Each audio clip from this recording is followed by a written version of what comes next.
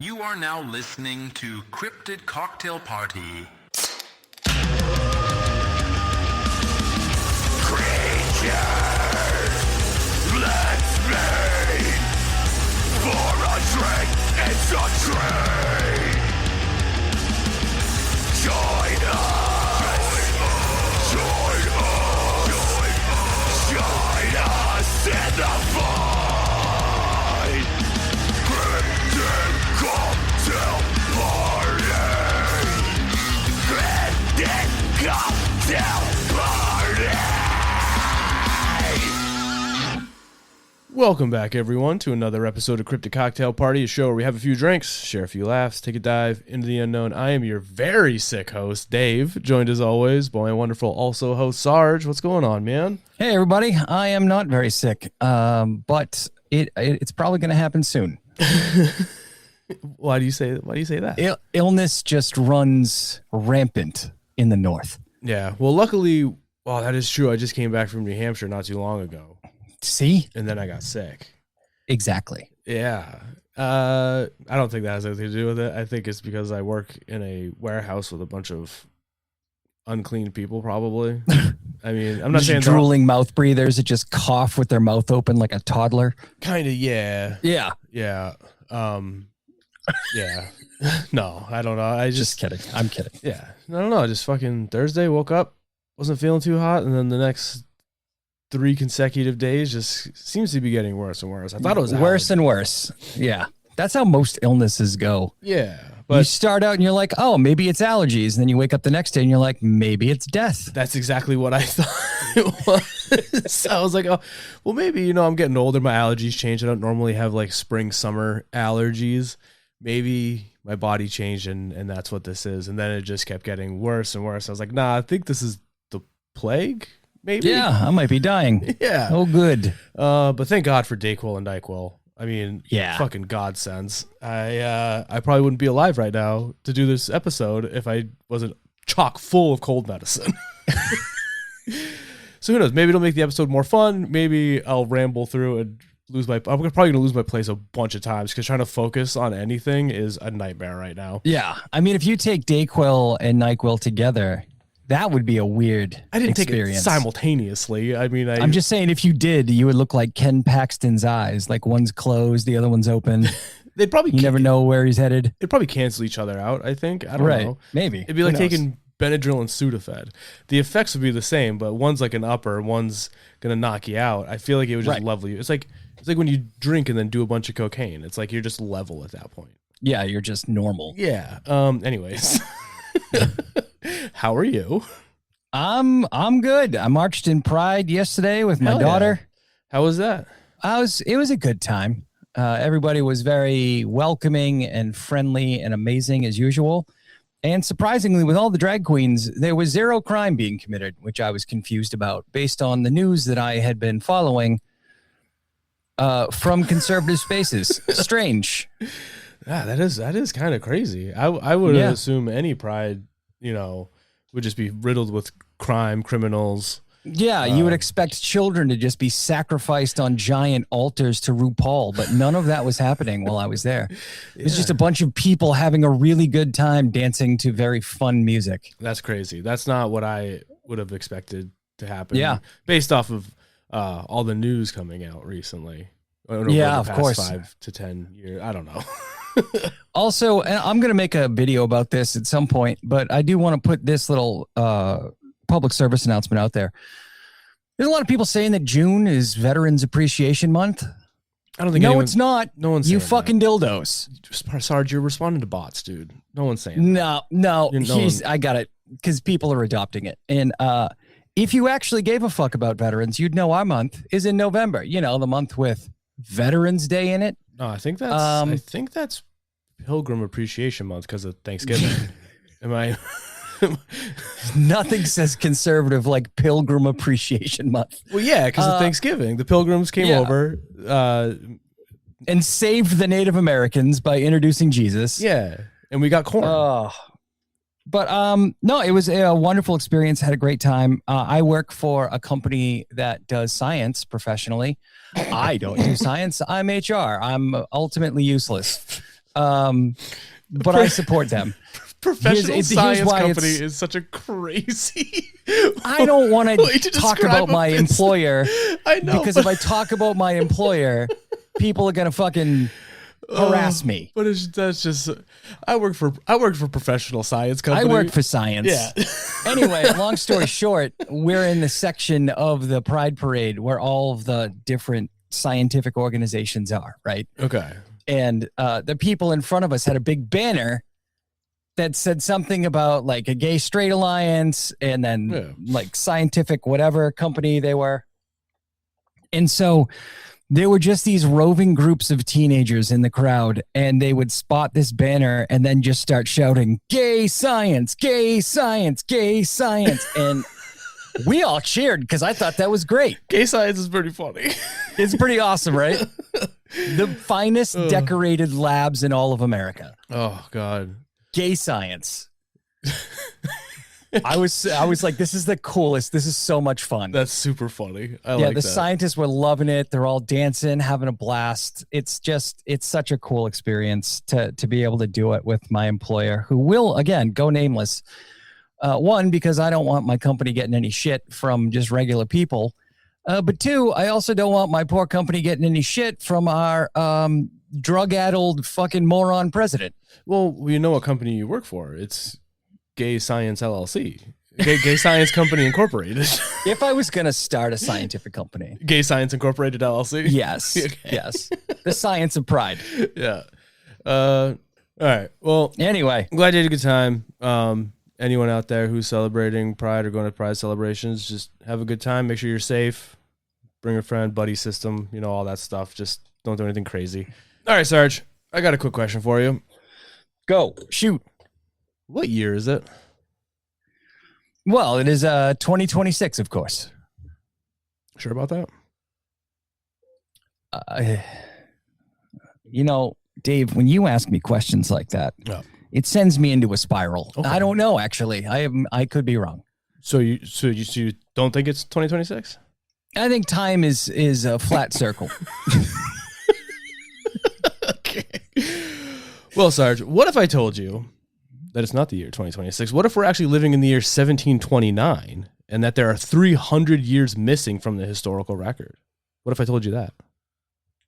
I would say, have you received any head injuries recently? No. Is this a Rip Van Winkle situation where you're just in a coma for a while? No, Sarge. This week, we are going to be discussing the phantom time hypothesis. Are you familiar with this at all? No. You're not? Yeah, it sounds confusing. It's actually really not. It's actually, this is probably the dumbest. This is like ancient aliens, ancient apocalypse, like those types of, but this is about good. But this is about like time. Okay. And I'm game. I want to know more. The theory is flimsy as fuck. The evidence for it is even flimsier, and it's super easy to debunk. But we're getting ahead of ourselves. So this whole thing kicked off thanks to one guy. His name was Heribert Illig. He was a German guy born in 1947. He had a doctorate in German literature and spent most of his career as a systems analyst at a bank. It's not exactly the resume you'd expect from the man trying to rewrite thousands of years of history, but I feel like it also kind of tracks for a guy who would also be trying to rewrite. Yeah. It does track for anyone named Heribert. Yeah, so I guess apparently what happened was he just looked at the historical record one day. I don't know, and he decided that something was a little off, and so he wrote a book about it in 1996 called Das Erfunden Mittelalter, which translates to The Invented Middle Ages.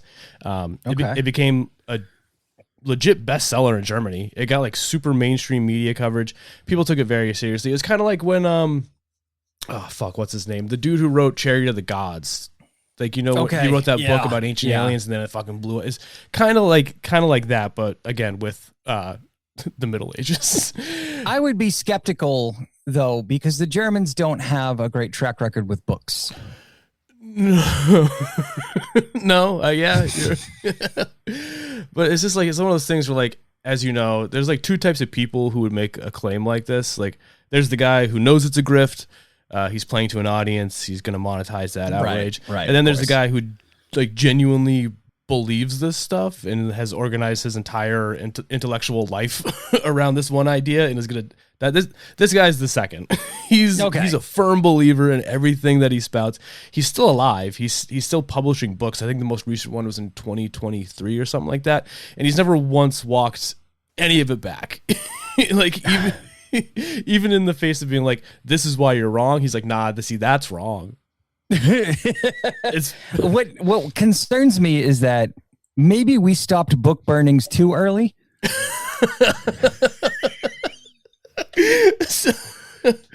All right, so let's talk about what he actually claims.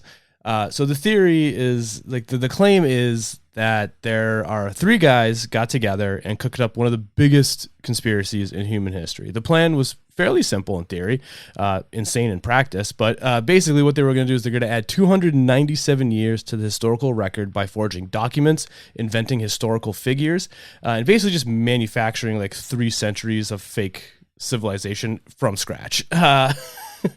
And to pull something like that off, you need the right people in the right places. So those 3 people were Holy Roman Emperor Otto III, Pope Sylvester II, and Byzantine Emperor Constantine VII. So let's start with Otto III, because he's basically the main character here.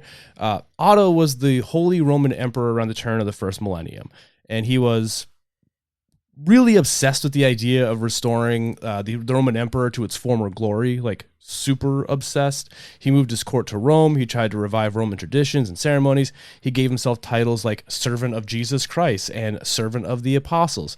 It's safe. He had a vision. Yeah. He also had a very cool name. Otto, very cool name. It's not a bad name. Then there's Pope Sylvester II. And honestly, dude, out of all 3 of them, I'm not usually a big fan of popes, any of them, but this guy I fuck with hard. Okay. His real name is Gerbert of Aureliac, and he was honestly one of the most brilliant men of his era. He was a mathematician, an astronomer. He was one of the first Europeans to use Arabic numerals, and he built mechanical organs and armillary spheres and all kinds of stuff that nobody else in Europe could kind of figure out. He was so far ahead of his time that people literally thought he had made a pact with the devil. Nice. Like legitimately.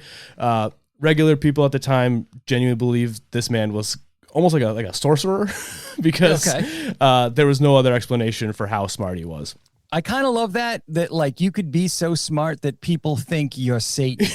Right. That's fucking great. I love how they jump to that and not think that like he's the Pope, so wouldn't the divine knowledge or whatever have come from God? Yeah, like, why did it come from God? Yeah, I don't know. But there were stories about him having a bronze head that could answer any question, a magic book he stole from an Arab wizard, Yeah.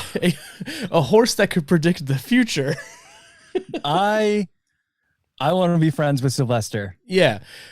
He was basically like Merlin, but real. So if you're going to pick someone to help you pull off calendar fraud, a pope who does advanced mathematics and is rumored to literally be in league with the devil is not the worst call. That's someone you want in your pocket. And then there's Constantine VII, the Byzantine emperor, and his role in the conspiracy is basically that he was the third guy.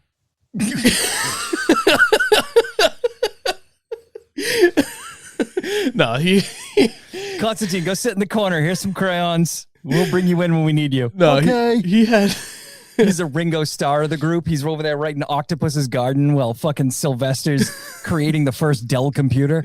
Yeah. Well, basically, Illig needed a representative from the eastern half of Christendom to make the whole thing feel like coordinated. So they found the dumbest guy they could. And Constantine fit that bill because he was emperor of Byzantium. I don't know. Byzantium. I don't know if that's right. Yeah, it sounds right. That's how it looks. I think Byzantium is an element, but I could be wrong. But it was around the right time, and he was known for being a scholar and he like a pretty big patron of learning. He actually commissioned a ton of historical writings and encyclopedias during his reign, which in Illig's framework looks kind of suspicious. Like maybe he was helping manufacture a historical record. Like a Byzantine emperor who loved commissioning histories suddenly seemed very convenient if you're building a theory about people forging histories. So Okay. So that's your team. You got a megalomaniac emperor with a Rome obsession, a pope everyone thought was a sorcerer, and a Byzantine scholar who really liked commissioning encyclopedias. It's like if this is Ocean's 11, this is like your core team of medieval calendar fraud. This also sounds like an incredibly elaborate joke. Like a Holy Roman Emperor, a wizard, and a scholar walk into a bar. It does kind of sound like the setup to a really bad punchline. Yeah, like really elaborate. Yeah. So I guess so why do they want to add 297 years specifically? Well, it all comes down to one date, the year 1000 AD, because in a medieval Christian Europe, the year 1000 AD wasn't just another year. It was basically like the medieval version of Y2K. People thought it might signal the second coming of Christ, the end of days, the dawn of a new age. There was like genuine widespread panic about what was going to happen when the calendar ticked over, and Otto wanted to be the guy on the throne when it arrived. The problem is, according to Illig, is that the calendar in Otto's time actually read somewhere around 699 AD, not 996. So to make 699 look like 996, he and his co-conspirators needed to add 297 years to the historical record. That's it? Yeah. Oh. Okay. So there's like no actual good reason to do it. It was just he just wanted to be emperor when the year 1000. He liked round numbers. That's fair. Yeah. Okay. Yeah. And he didn't want to, I don't know. But the problem is that you can't just cross that out. Like, people knew what year it was. Like, there were existing records, existing calendars, existing documents stretching back centuries that everyone already agreed upon. So instead, what they did is they allegedly coordinated with monks and scribes across Europe to forge hundreds of documents, fabricate entire historical figures, and invent 3 centuries of fake history to fill that gap. Basically, they were writing the Wikipedia page for a civilization that never existed, and they hid it, throughout monasteries all over Europe, hoping nobody noticed. Like Atlantis or Lemuria. Yeah, kind of. Okay. Yeah. And each of these 3 guys had a specific role in making that happen. Otto was the distribution network. As a Holy Roman Emperor, he controlled the political and religious infrastructure of Western Europe, like the monasteries, the churches, and all the places where documents would be produced and preserved. So if you want fake documents copied and circulated across an entire continent without anyone asking questions, you need to be the guy who runs that continent. You need Otto. Yeah. Sylvester, he was the architect. He was the one with like the mathematical and astronomical knowledge to actually engineer the calendar manipulation and make sure like all the numbers added up. So yeah, you would need someone who understands how calendars work well enough to fake one. And out of the 3 of them, the guy everyone that thought was like a literal sorcerer is probably the best bet. Right. Yeah. Yeah. And Constantine's role in this is he was basically the corroboration by commissioning historical encyclopedias and written records from Byzantium. Yeah. Byzantium, I'm hoping. He was essentially creating an independent Eastern source that happened to align with whatever the Western forgers were producing. So a forgery that only exists in one place looks like a forgery, but a forgery that 2 separate civilizations seem to agree on looks a lot more like history, if any of that makes sense. Right. No, it does. Okay. Now, here's the thing about how this kind of forgery supposedly worked in practice. You don't have to get every monk in on it. You don't need every monk in every monastery to know that you're copying fake documents. You just have to get the right material into circulation early enough that it gets copied and referenced by other documents, which then get copied and referenced by more documents. And over time, the fake records become so densely cross-referenced that it looks completely real. Does that make sense? Yeah. I'm tracking. I'm making sure you're following. Yeah. And to give credit where credit's due, it's actually like a pretty sophisticated theory of how a forgery could scale. It's completely wrong, but the mechanism makes sense. This is like the first Slender Man creepypasta. Sure, yeah. Right? And to be fair to Illig, medieval document forgery was extremely common and well documented. Monasteries fake charters all the time to protect their land claims. The Catholic Church forged documents constantly. There was a famous example called the Donation of Constantine, which was a document the church used for centuries to justify its like political authority. That turned out to be totally fake. So yeah, the idea that some documents from this period are forged, that's not controversial. Historians fully agree on that. Illig just took that kernel of truth and decides, that means it's all fake, which is kind of a big leap to make. That means 300 years of total bullshit. Yeah. Well, I'm sure you want to know where the proof of all this is. I would like some proof, yes. Yeah, he doesn't just make claims and then leave it at that. He actually does have some evidence, or at least things he points to as evidence. And look, some of it doesn't sound completely crazy on the surface until it does. So, yeah. So his biggest piece of evidence, the one the whole theory is built on, is a calendar discrepancy. Specifically, the Gregorian calendar reform of 1582, where Pope Gregory XIII dropped 10 days from the calendar to fix a drift that had built up over centuries. The Julian calendar, which Julius Caesar introduced in 45 BC, assumed the year was exactly 365.25 days long. But the actual solar year is about 11 minutes shorter than that. It's a tiny difference, but over the centuries, it adds up. Yeah. By 1582, the spring equinox had drifted about 10 days from where it was supposed to be. And the church cared about that because Easter is calculated based on the equinox. So Gregory drops 10 days, fixes the problem, everyone moves on. Except Illig looks at this and says, hold the fuck up, all right? If you measure the drift all the way back to Julius Caesar in 45 BC, it shouldn't be 10 days. It should be closer to 13 days. So where did those extra 3 days go? It became 300 years. The answer is 300 missing years.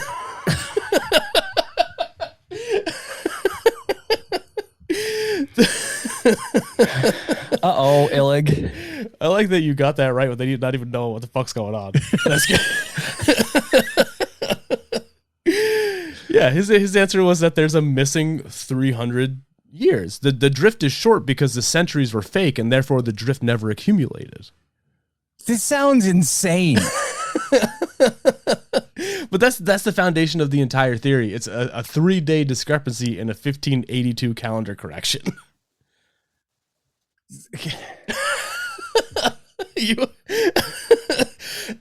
Oh, God.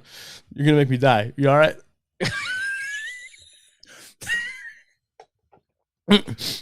He went such a long way to explain 3 days. Yeah. It's awesome. But it's not just the calendar, all right, Sarge? There's also physical evidence, or the lack thereof. Okay. Illig points to the fact that archaeological evidence from 1614 to 911 is noticeably thinner than periods around it. There's fewer big construction projects, there's fewer coins, fewer material remains, and he says that sparseness is suspicious, that if 3 centuries of active civilization actually happened, you would expect more stuff to be left behind. But his biggest flex, the thing he really hinges his hat on, is Charlemagne. You're familiar with Charlemagne, right? Yes, of course. Yeah, Charlemagne is... Who doesn't know good old Charlemagne? But he's arguably like one of the greatest ruler ever in the early he united most of Western Europe. People literally call him the father of Europe. Well, Illig says he's entirely fictional, just a made-up emperor. Invented to fill the fake centuries with something that sounds like real history. Now, the reason Illig zeroes in on Charlemagne specifically is because his reign sits almost perfectly in the middle of these phantom centuries. If you're going to invent a plausible history for 3 fake centuries of European civilization, you need a big central figure to anchor all the other fake events around. Someone whose wars and alliances and court and family could generate thousands of documents that all reference each other. And Charlemagne, according to Illig, is that anchor, the character they built a whole fake era around. And it's not just Charlemagne either. If Illig is right, that means that Charlemagne's entire family is fake, his court is fake, all the wars were fake, his advisors, the people who wrote about him, the people who wrote about the people that wrote about him, all those things completely fake, which is ambitious. Okay. Just thousands of documents across hundreds of locations, all forged, but yet all perfectly consistent with each other, all planted by a handful of conspirators who somehow never once made a contradictory mistake across 300 years, across an entire continent with no one ever saying anything. And that's just Charlemagne. The list of things that would never have happened, according to Illig, is wild. You got the Viking Age. Not entirely fake. Leif Erikson, the raids on England, the settlement of ice, all that was just completely invented. Alfred the Great, the king who held off the Vikings and basically created the English state, that's all made up. The founding of Venice, didn't happen. The Battle of Tours, where Charles Martel supposedly stopped the Muslim advance into Western Europe and changed the course of history. Hogwash, dude. That's just a bunch of bullshit. The reign of Empress Wu Zetian in China, the only woman in Chinese history to assume the title of Empress Regent. That's all fake, apparently, even though she ruled a civilization on the other side of the world that had nothing to do with Otto III. So, yeah. The entire life of Muhammad and the founding of Islam falls right in the phantom centuries, too. What do you think he says about that? I think we shouldn't talk about that part to keep ourselves alive. No, he said it happened. He said it wasn't us. No, he said, Islam did happen, just later than we think. Oh, okay. I understand. Still an insane thing to make up. Like, you could have literally put anything in those 300 years. Mm-hmm. Like, you could have just been like, you know what? We had a lot of plagues. Yeah. Because, like, that's believable. They were having plagues all the fucking time. Yeah. No, I know. You could just be like, we had a lot of sickness for about 300 years. Shit got real wild and nobody built anything because we just weren't feeling very good. Wasn't there also like a little ice age happening? Mm-hmm. Yeah. Yep. We're still in it, actually. Well, kind of. The end of it. It's fine. But we'll get to, well, don't worry. We'll debunk some of this a little later. But yeah, so Islam did happen just later than we think. But that kind of creates a whole cascade of problems in his timeline. Yeah. He never really resolves any of it. Of course not. And one of those reasons that is kind of bullshit is because the Islamic calendar starts from the Hijra, which is the year Muhammad fled from Mecca to Medina, which was 622 AD. And Muslims have been counting from that date continuously ever since. Are they also wrong? Did someone get to them too?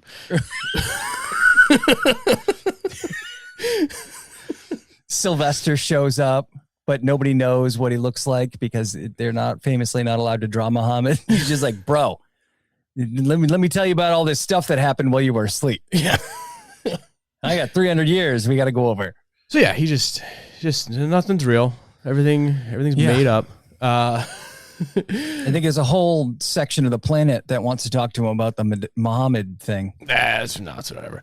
So to make this theory work, you would have to throw out not just European history, but basically the entire foundation of the medieval world. Every kingdom, every war, every document, every dynasty, and it's all fake. It's all planted, all coordinated across the entire globe by an emperor with a god complex, a pope who was basically Gandalf, and a Byzantine scholar with a hard-on for encyclopedias.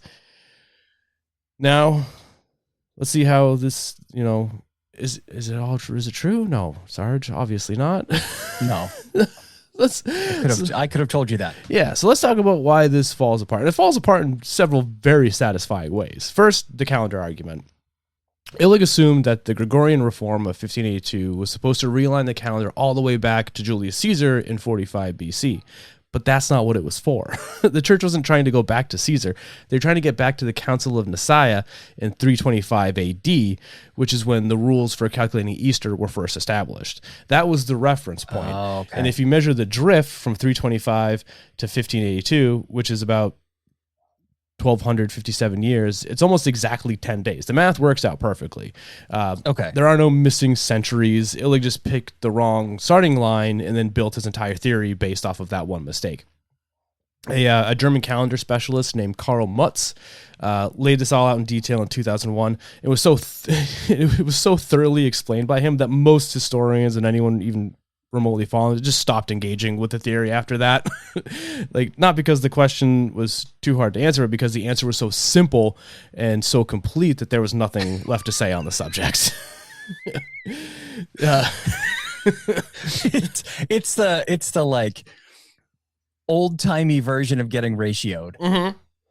That's exactly what it's like.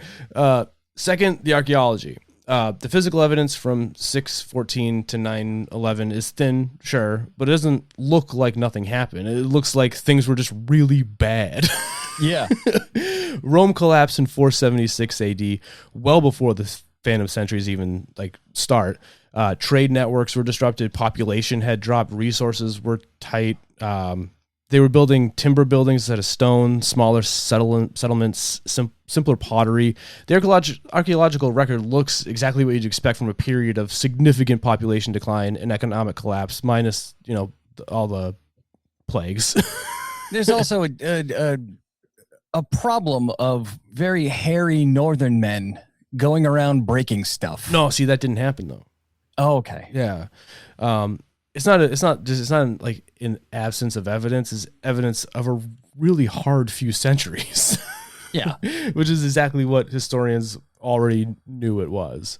And beyond Europe, the Islamic world from this period is extraordinarily well documented. Muhammad was born around 570 AD and died in 632 AD, right at the start of the Phantom Centuries. The early caliphates that followed produced mountains of written records, administrative documents, legal texts, theological works, poems, history, all of it consistent, all of it cross-referenced, and all of it independently preserved in institutions that had absolutely no contact with whatever Otto III was supposedly doing in Rome 400 years later. To make Iliac's theory work, you would need a coordinated global conspiracy involving every major civilization on Earth simultaneously, with zero leaks, zero contradictions for 1,000 years. And as we know about conspiracies, the more people involved, the easier all this stuff's going to come out. And right, you'd think someone would have slipped up somewhere. Now the third, and this is my favorite, the conspirators, the Ocean's 11 medieval fraud gang, right? Otto, Sylvester, and Constantine. Now Constantine died decades before Otto was even born. Oh, Sylvester, that's a problem. Yeah, Sylvester only overlapped with Otto for a few years, and this conspiracy requires that these three men would have had to have sat down together and coordinated one of the most complex frauds in human history, even though two of them never shared a single year of life on Earth. That's actually hilarious. Yeah, they couldn't have met, they couldn't have planned anything, they couldn't have shaken hands. The conspiracy requires coordination between people who never overlapped in time, which is a pretty significant problem for a conspiracy theory. And out of the third, the actual guy, like the center of all this, he was driven out of Rome by revolt. He fled the city. He died at 21 on a failed military campaign in Italy. He was only like emperor or whatever for like 7 years, I think. It was not a very long time. He died trying to retake a city that had kicked him out. Amazing. Yeah. This is the man who supposedly edited the entire historical record of Western civilization and fooled every historian, archaeologist, and scientist on Earth but he died at 21, fleeing a city that just full on fucking hated him. But sure, they faked 300 years of history. Makes sense to me. Sure, of course they did. And then there's the thing that really kind of finishes it all off. In 774 and 775 AD, right in the middle of the Phantom Centuries, there was a massive burst of cosmic radiation that hit the Earth. We don't fully know what it was. It was probably like a big solar flare.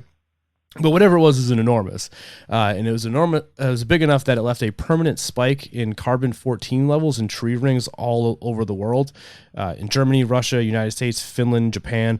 The same spike at the same point in the rings across trees on every continent. Scientists call it the Miyake event after the physicist Fusa Miyake, who identified it in 2012. The tree ring chronologies are continuous. Scientists have built an unbroken record going back thousands of years by matching overlapping ring patterns from living trees, dead trees, ancient timber and old buildings, and preserved woods. And you can't insert fake rings. Like, you can't forge the carbon-14 spike into wood that has been grown in the ground since before anyone was born. Sylvester could do it. Probably. He's fucking super smart.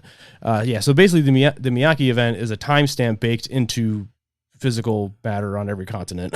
And that places 774 AD exactly where the standard historical timeline says it should be, right in the middle of the years that Illig says didn't happen. Yeah. Heribert, I think, is just at this point in the trust me bro stage of his conspiracy. Yeah, well, but it's not just the trees. The same cosmic radiation spike shows up in beryllium-10 levels in ice cores pulled from Antarctica and Greenland, completely separate natural archives on opposite ends of the Earth, both showing the same event in the same year. And then there's the astronomical record. Solar eclipses, comet sightings from the Phantom Centuries have been independently verified by modern back calculation to line up exactly with the standard timeline. Like Halley's Comet was recorded in 837 AD by an observer in China, also in Japan, the Middle East, and in Europe. And modern astronomers can calculate exactly where Halley's Comet was at any point in history, and it was precisely where the historical record says it was. So pretty much all this to say, the trees disagree with them, the ice cores disagree with them, the fucking sky disagrees with them. And the one mathematical argument in this entire theory rests on, turns out he just, picked the wrong starting point. Yeah, he did the math wrong. Yeah, but he's committed. Well, good for him. He believes in it, and that's good for him. At least he's not a grifter. I mean, he sells books, but he believes in the things he's selling, I guess. Yeah, that's what I'm like. Of course, man's got to live. Man's got to eat. He's got to keep himself, stuff with strudel. and the only way he can do that is to tell his story to the people and sell it, regardless of how stupid and thoroughly improbable it is. Yeah, well, it gets worse, kind of. Here's the thing. As insane as Illig is, he's not the most insane person in this space. He's not even close. If you say David Icke, I'm leaving. No. There's a Russian mathematician named Anatoly Fomenko who looked at Illig's work and essentially said, "That's cute, but you're not thinking big enough." Oh, good. Fomenko's version, called the New Chronology, claims that it's not just 300 years that were fake, it's closer to 1,000. He believes that ancient Greece, ancient Rome, and ancient Egypt didn't actually happen when we think they did. They all occurred in the Middle Ages and were just backdated to make them seem older. So the Trojan War, that was medieval. The construction of the pyramids, that was medieval. Julius Caesar, he's also medieval. And it gets weirder. Fomenko thinks that a huge number of historical figures that we consider separate people are actually the same person, just described in different sources under different names. So you got Jesus Christ and the Byzantine Emperor Andronicus I. That's the same guy. Genghis Khan and the Mongol commander Batu Khan. That's the same guy. And in some versions of the theory, Jesus, Genghis Khan, and Attila the Hun all collapse into a single person.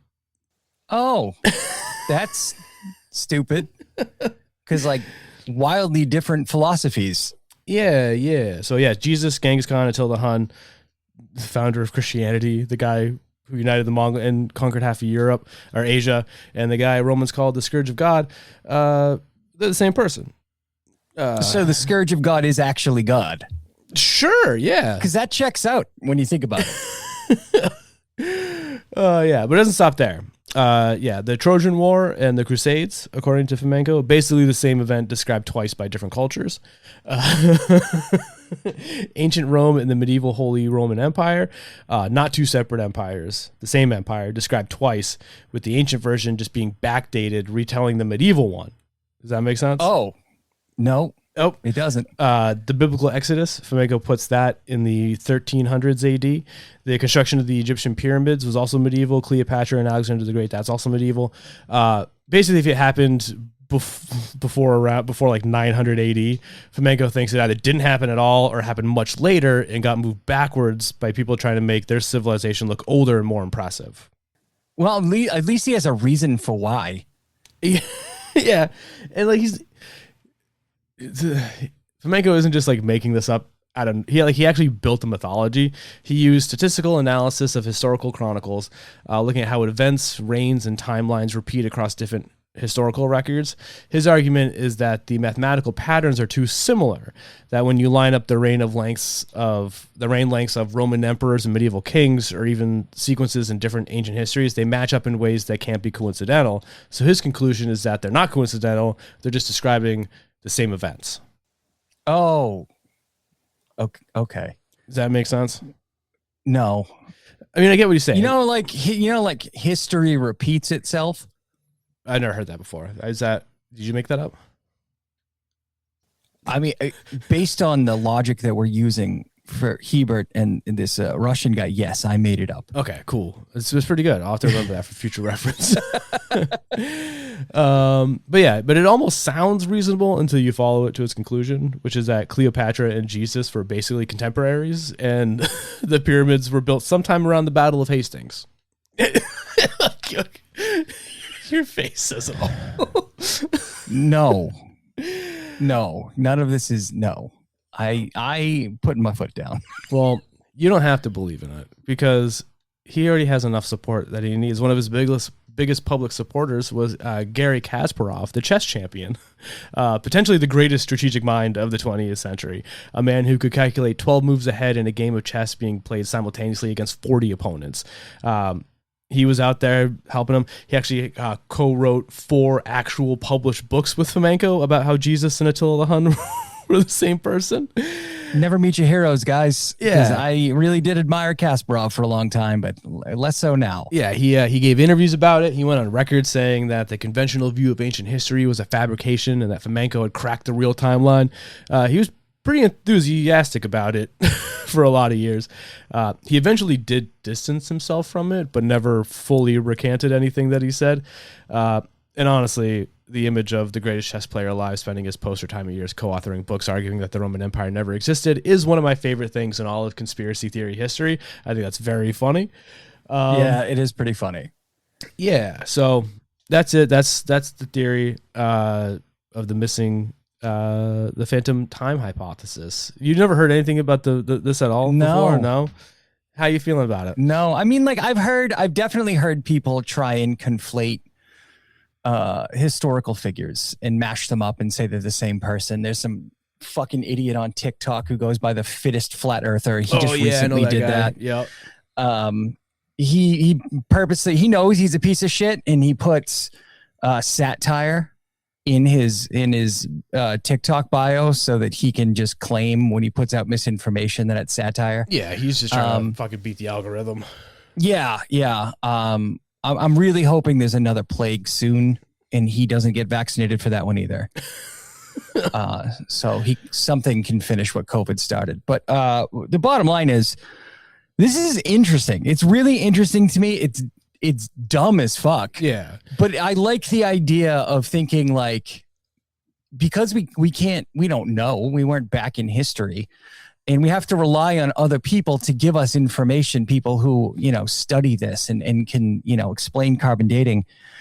I think it's really fascinating to know that, like, we can say with some degree of confidence, but we can't say with 100% confidence that things have happened, because there's no way for a single person to independently verify these. You have to rely on experts, Yeah. And this is also just like a very truncated version of this theory. Obviously, he came up with it. He came up with all this shit, but then people expanded on it. And if you ever want to go on a good deep dive, just to be like, this is ridiculous, but also it's kind of super entertaining, I highly suggest doing a further deep dive into the phantom time hypothesis, because it's a lot of fun. There is some stuff, again, that's not in here. I mean, none of it. I mean, these are the 3 biggest points that you need to, like.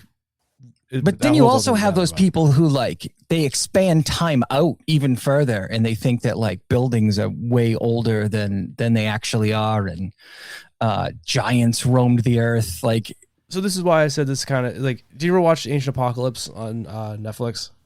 No, I specifically avoided it because it's full of shit. It's pretty good. It is kind of pseudo archaeology. But I forget the guy's name who hosts it and his theory. But basically, he's trying to say that all these buildings are older than what they are. So it's kind of like the opposite of this theory. He's saying that there was, like, a lost civilization that existed right after or during the last ice age or some shit like that. This is saying the exact opposite, which is like, oh no, none of that shit even fucking happened, dude. We're just we made all that up. There's a guy on YouTube, Milo Rossi. Mm-hmm. He's an environmental scientist and an archaeological specialist, and he actually does a really good breakdown of the ancient apocalypse theory. Yeah. So I highly advise everyone to look him up. He is from New England. His name is on YouTube. He's Mini Minuteman. Because he went to UMass Amherst, I think it was. Really, really smart kid, pretty funny, and he does a great job of just tearing all of this pseudo stuff apart. Yeah. Because, like, I think the thing that we miss when we hear these crazy, like, ancient apocalypse things and stuff is that a lot of it's rooted in racism and in very low expectations of primitive peoples. No, to be fair, Ancient Apocalypse is the opposite of that. It's not like Ancient Aliens where they're saying, like, there's no way these people could... Ancient Apocalypse, he's not saying that these civilizations didn't build it. He's saying they built it earlier than what we think it was built. Okay. He's not trying to say that like the white man came and built it for him and then they lived like he's ancient apocalypse isn't that. I mean, true, the guy has been on Joe Rogan, which is fucked up, but I think that by itself is proof enough for me not to trust anything he says. But I think that's more I think that's more like he's just trying to get his theory out there, not so much that I don't know much about the guy. He could be fucking crazy. I mean, he is, but he's not. It's not like Ancient Aliens where like Giorgio Tsoukalos sees a fucking statue and is like, ancient people could have done that. It's got to be aliens. Yeah, it's got to be aliens. No, it is interesting. I don't buy most of it. I would look up Milo Rossi's videos on it because he did a good debunk. I watched it a long time ago. I think the Ancient Apocalypse came out like over a year ago, maybe 2 years ago. There's 2 seasons now. Yeah. So Milo did a debunk of it and it was really good. I'm just paraphrasing like what a lot of his videos are, which is basically like you're just not giving primitive people enough credit. I think he's giving them more credit, so I'm gonna have to push back on that. Yeah, no, I'm saying it's been a while since I've watched the debunk, so I'm conflating stories, but definitely watch Milo on it. He gives a lot of evidence for why the videos that people put out are wrong. So give it a good watch. But what is that guy's name? Graham Planter, I think is his name. I couldn't tell you. I don't care enough. Yeah, I just apparently he's like big in the pseudo archaeological space. Yeah, he's always doing that like, oh, well, archaeologists don't want you to know this, and archaeologists are like, no, we want you to know the right stuff. Yeah, we want you to know truth. It is framed that it is kind of framed in that same like, what if? And they don't want you to know. Yeah, it's not that. But yeah, we're getting away from. Yeah, we're getting away from it. This is an incredibly stupid theory, but I like where it's coming from. There's a lot of gumption in it.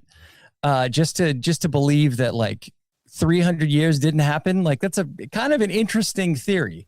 It's crazy though, because like I hate to say it, but like I could see it being possible. Yeah. Only because like there were so many wars and stuff like that. That like there could have been one fucking war where like everything got burnt down and everyone's like, I don't know what year it is now. And then they just wrote down a year. They just started like, but you also, if you look at like the Bible, for instance, it's like, oh, they're all over the place. It's one book that has completely changed humanity, often for the worse. Yeah. And we have no idea who wrote it.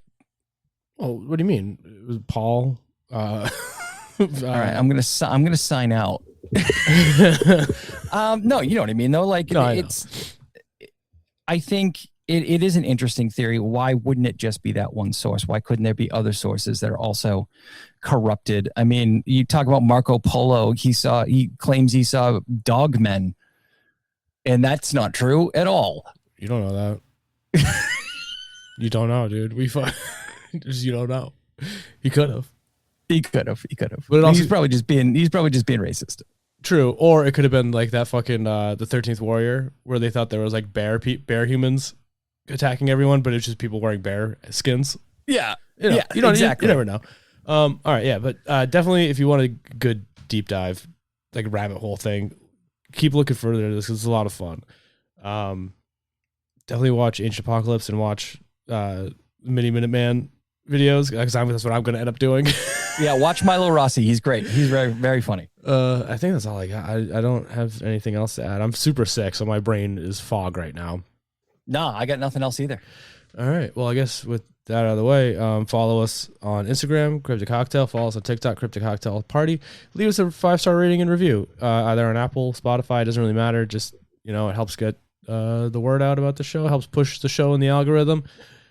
Call the hotline 321-300-5606 if you have a sighting or anything you want to tell us or episode suggestions. I really don't care. Shoot us a text, give us a call, whatever, or send drunk messages like Sarge. Send drunk messages so we can read them on the air. And I think that's it. I guess you want to say goodbye and I love you? Yeah. Goodbye and I love you.